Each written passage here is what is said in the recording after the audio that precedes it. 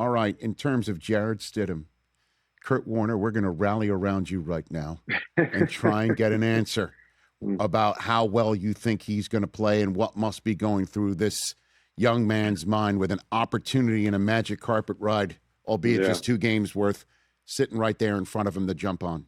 Kurt? Yeah, I mean, obviously, you want to reference back to my situation, and you hate the injury part of it and what it means for the individual and for your team from that perspective. You're excited about the opportunity as well, to have the opportunity to get out there and showcase what you can do.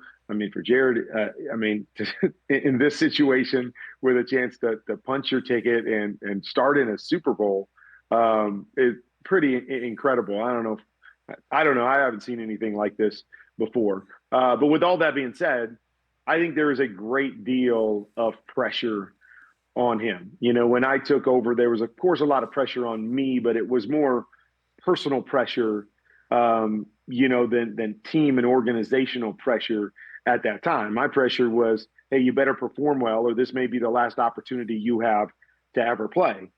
His pressure is, okay, we got all the way here. We lost our starter. This is a chance for the Super Bowl. This whole team has worked to get to this point, have home field advantage, and now all eyes are going to be on him. And not that it's right or wrong, but if he doesn't come in and play well, that's going to be the major thing that people look at and go, this is why they didn't go to the Super Bowl. And not that it's his fault because he's a backup and hasn't played in a couple years, all of that, but that will be the narrative that we talk about. If anything happens in this game, or if he doesn't play great in this game, that's going to be the narrative. And so that is a whole nother level of pressure to deal with. And so, it's a completely different situation from me. Although, you understand it getting thrust in there and, he's been there a couple years. And so he knows the offense. He knows what they're asking him to do.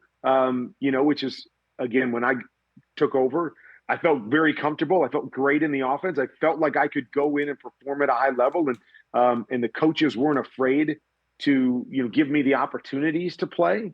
And so that to me is going to be the interesting part of this narrative. It's not just how he plays, but how does the team play? How does, Coach Payton call this game for him? He was up on the podium saying, I got great confidence in Jarrett and what he can do, and just watch and just wait. But a lot of that will be shown by how does he come out in this game? How did they play early? Does he give him opportunities to push the ball down the field, or call plays that are supposed to push the ball down the field and make some of those plays early? Or does he manage this game like I've seen him do with Bo a number of times, and specifically early in Bo's tenure, where it's a lot of bubble screens and a lot of quick designed throws and completions early, allowing everybody else to kind of do the work as opposed to the quarterback and leaving it to the defense. So I'll be interested to see how that part of it plays out. But make no mistake, there's a lot of pressure here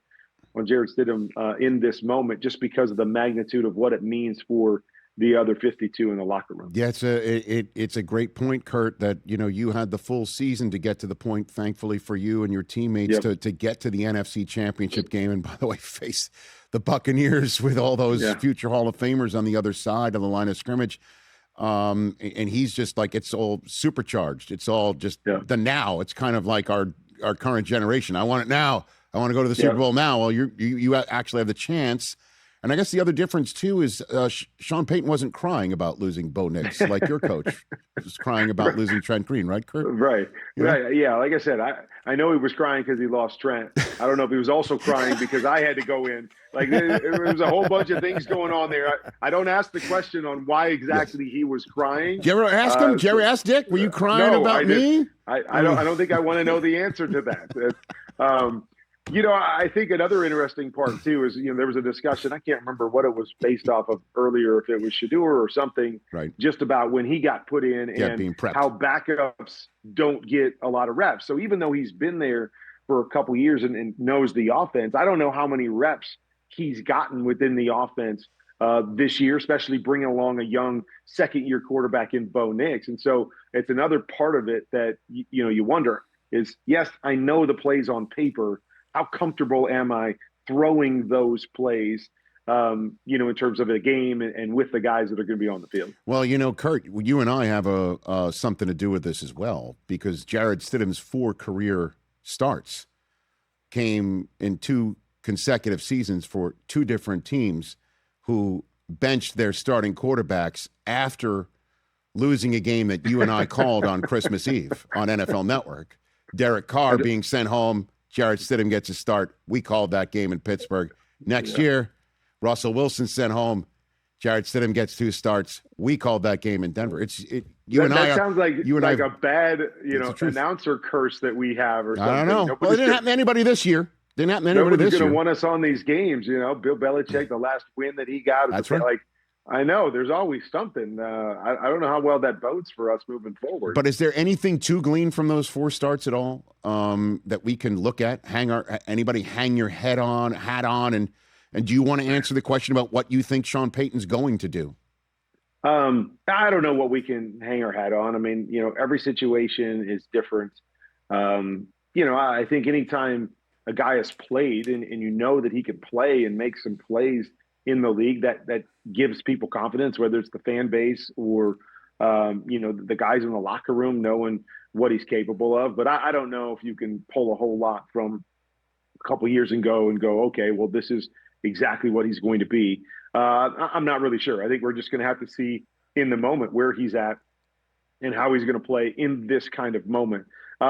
Sean Payton, I do believe that we're going to see, knowing the defense that they have on the other side, I think we're going to see him very much manage the game early on. And I could be wrong. He might come out and go, New England thinks we're going to manage the game. We're going to take some shots early and try to surprise them. But I really believe, especially after watching the game last week with the Texans against New England, is, the one thing that you don't want is you don't want your quarterback to give this game away when you believe you have a championship defense. And so I believe, looking at that, along with the, mindset probably going in anyways, is, hey, let's play this pretty close to the vest early and see where our defense is at, and let's see how this game progresses. And let's not do anything where we make it easier on the other team, and we got to play catch-up type mode. And so that, to me, I think, as he's watching that tape, that'll be in the forefront of his mind is, okay, how do I do this so, we can keep this thing close to the end, or we can take a few shots, but not do anything that may give this thing away or make it way harder on us than it needs to be. Hey, you made it all the way to the end. Thanks for that. Check us out every single day streaming live on Disney Plus and the ESPN app 12 to 3 Eastern.